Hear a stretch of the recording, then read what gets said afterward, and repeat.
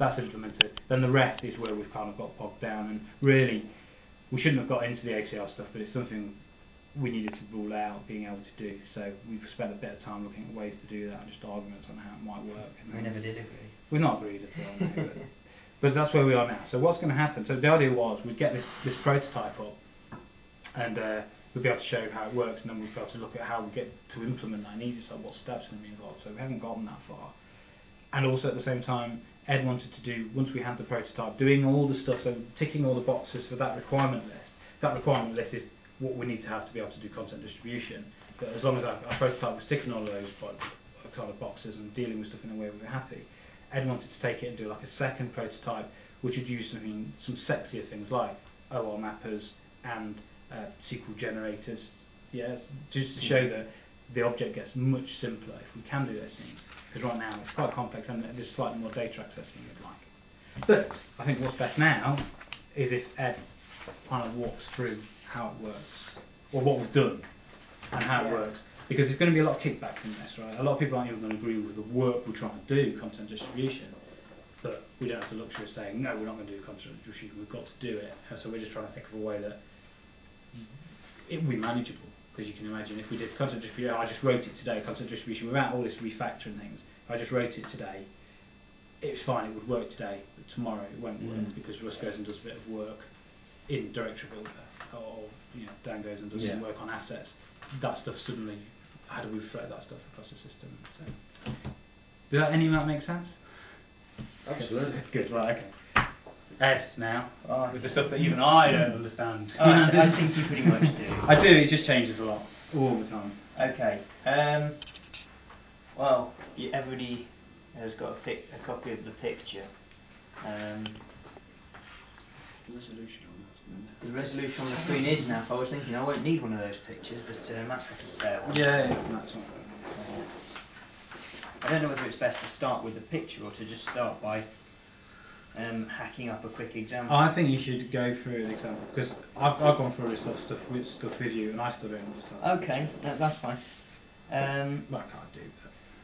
Really tried to separate the code up so that so that everything's doing only what it should be doing and delegating everything else off to other things. Which is why for what you can see on the diagram,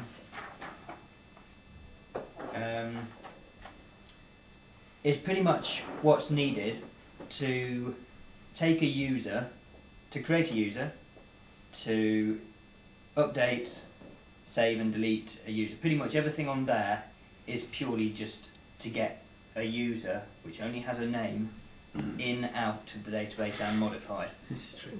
So that's just to store one field? That is to store That's one pretty field, much yeah. to store one field and two one objects. object, isn't it? Yes, one Well, object, yeah. The whole problem is we've got to do a big design now. We can't sort of defer a load of the features until you get to it down 2 months down the line and then go, we need that. We needed to try and cover everything. So you end up rewriting too much stuff. So we had to try not to over-engineer it, but also we had to try and predict a lot of what we would need to do. So it grew into this, and it really did grow into this. Do you want to explain quickly how to actually read this? Because the bubbles, like you said, they're not very clear. Okay. Obviously anything starting with an I is an interface, and we have a few of them. We have 1, 2, 3, 4, 5 of those on this page.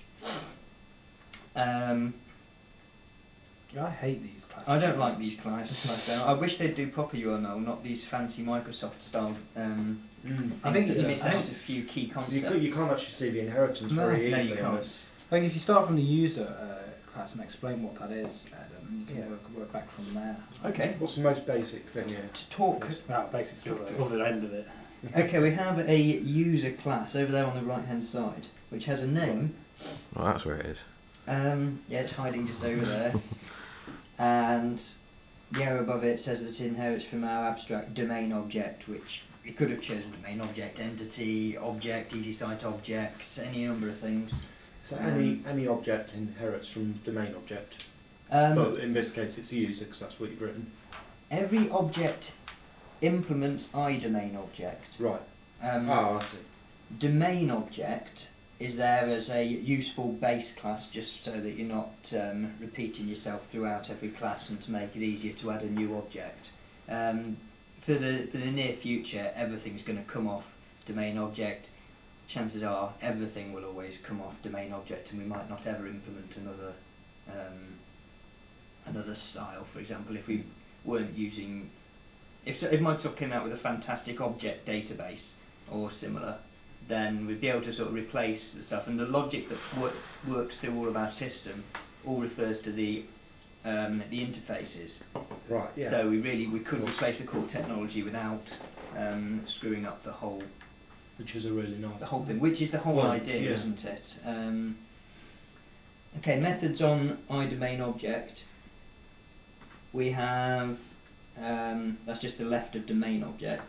We have load from data transfer and save to data transfer objects. This is to do with the serialization. This is probably the most recent thing that I've been doing. I don't think Andy's seen much of this. It was new for 92, this one was. And validate. Everything else that a domain object, an iDomain object has, is an iDomain object info, if you follow the line downwards.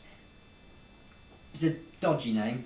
We tried a few names, but that's what came out of it. It's basically just encapsulating the basic properties of that every object has. So it has to have a GUID, and we chose version because we thought chances are it will need a version, and it's an int, so it's easy to work with at this point. So everything that we're dealing with will have an object GUID and a version. And that's pretty much the user side of things. The domain object info with the GUID and the version comes in two flavours at the moment.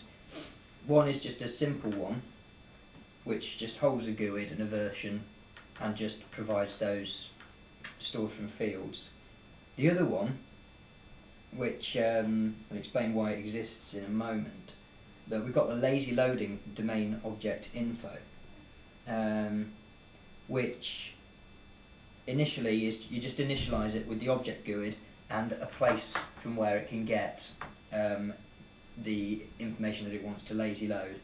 The reason behind this is that, say you brought back a user object and you never cared about its version, you never cared about any other object specific properties.